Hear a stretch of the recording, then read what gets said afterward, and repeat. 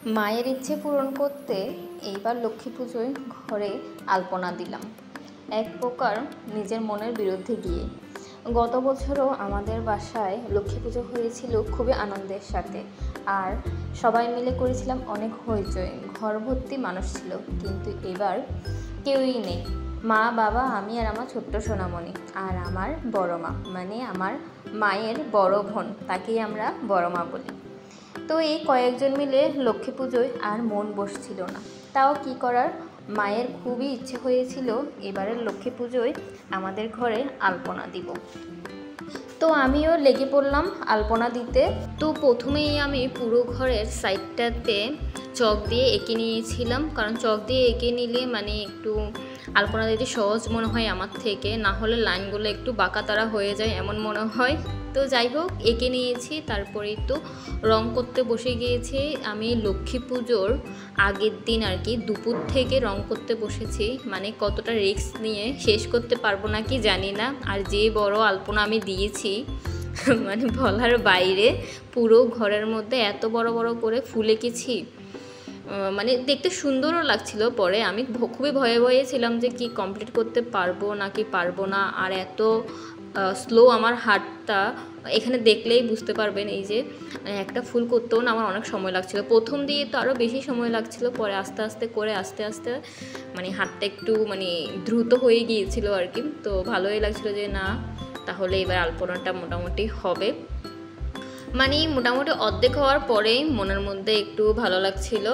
তারপর আরও আলপনা করতে হবে, শুধু এগুলোর সাইডটা করলে তো হবে না, মাঝখানের পুরো জায়গাটা ভরাট করতে হবে, সেটা নিয়েও একটু টেনশন করছিলাম। আর এই আর্টগুলো আমি গুগলে, তারপর ইউটিউবে অনেক জায়গায় মানে দেখছিলাম যে কেমন করে করে বা কেমন করলে সুন্দর হয়। তো আমি এই আর্টটা গুগল থেকে নিয়েছিলাম, কিন্তু ওখানে একদমই ছোট ছোট করে করেছিল, কিন্তু আমি একদম বিশাল বড় বড় করে, মানে আমার মায়ের মন যাতে ভালো লাগে, মানে খুশি হয় দেখে, সেভাবেই আলপনাটা করা শুরু করেছি আর কি।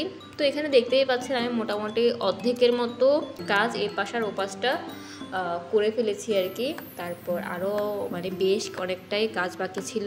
এদিকে প্রায় দুপুর থেকে বিকেল মানে সন্ধ্যা নেমে এসেছিলো আর কি। আমার হাতের অবস্থা মোটামুটি একটু ব্যথা ব্যথাও করছিল, আবার রঙও লেগে গিয়েছিল। তো মোটামুটি ওইদিকে আমি কাজটা করতে করতে এদিকে এসে দেখি আমার বাবা এই জেলে আর কি, এগুলোকে আমরা জেলে পিঠা বলি, এগুলো ভাজছিল। যদি এগুলো পূজাতে দিবে না, এমনি লক্ষ্মী পুজো উপলক্ষে আমাদের বাসায় হরহামেশাই এগুলো বানানো হয়, এই জেলে পিঠে। তারপর বিভিন্ন ধরনের সন্দেশ, আমাদের এবার চিনির সন্দেশ আর গুড়ের সন্দেশ বানানো হয়েছে, যদিও ওগুলো আমি ক্লিপ নিতে পারিনি এদিকে আর্ট করতে করতে। পরে আমি রাতে প্রায় মনে হয় 10টা না 10:30টার দিকে আমি এই আর্টটা তুলি আর কি। কয়েকটা মানে ফেসবুকে ঘাটাঘাটি করে একটা আর্ট বের করেছি, যদিও হুবহু সেমটা আঁকি নেই।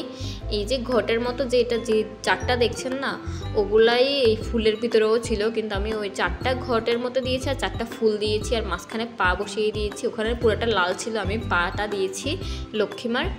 তো সবাই কিন্তু কমেন্ট করে জানাবেন আমার এই আর্টগুলো কেমন হয়েছে। পরবর্তীতে কিন্তু দেখুন এখানে সাদা সাদা আর্টটার ভিতরে আমি লাল লাল কিছুটা গোল ভরাট করে দিয়েছি, পুরো সাদা দিলে ভালো লাগছিল না, পরে আমি লালটাও দিয়ে দিয়েছি।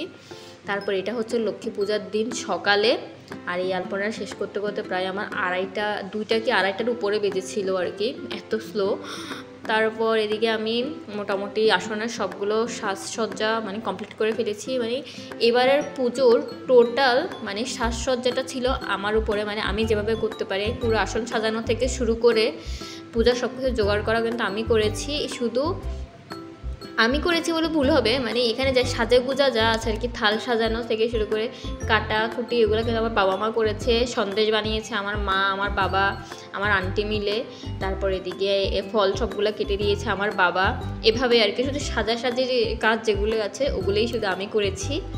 তারপর এদিকে যত আয়োজন আছে থালে থালে সব কিছু সাজানো, এই সেই মানে যা যা আছে আর কি, পুরো ব্যাকগ্রাউন্ডটা ওই কাপড় দিয়ে ঠিক করা, ওগুলো আমি করেছি। তারপর ঠাকুরমশাই চলে এসেছে। এদিকে আমাদের একটা নিয়ম আছে, ঠাকুরমশাই একটা নারকেল ভেঙে চিরার মধ্যে নারকেলের পানিটা দেয়, এটা আমাদের নিয়ম আর কি। জানি না কেন বা কিসের নিয়ম, মানে এটাই আমাদের নিয়ম, সারা বছর এটাই দেখে আসছি। পরে এই ভাঙা নারকেলটা লক্ষ্মী মায়ের সামনে রেখে পূজা করা হয়। তো এই তো আমাদের পূজার আয়োজন, এটা এবারের পুজোর আয়োজনটা আপনাদের কেমন লাগছে। ভিডিওতে একটু একটু করে ক্লিপ নিয়েছি, সম্পূর্ণ আমি এত বিস্তারিতভাবে ক্লিপ নিতে পারিনি, শুধু জাস্ট মানে সাজিয়েছি, ক্লিপ নিয়েছি, আসন দিচ্ছি, ক্লিপ নিয়েছি, এমন আর কি। তারপর এদিকে আমাদের আবার লক্ষ্মী মার সাথে সাথে নারায়ণেরও আসন বসানো হয়, নারায়ণেরও সিন্নি প্রসাদ বানানো হয়। ওইদিকে কোনায় আমি সিন্নির সব কিছু রেডি করে রেখেছি, শুধু সন্ধ্যার সময় সিন্নিটা মেখে মানে দিব আর কি।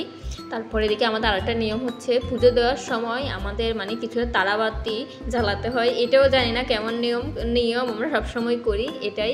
আপনাদের লক্ষ্মী পূজাতে এমন কোনো স্পেশাল নিয়ম আছে নাকি, অবশ্যই আমাকে কমেন্ট করে জানাতে পারেন।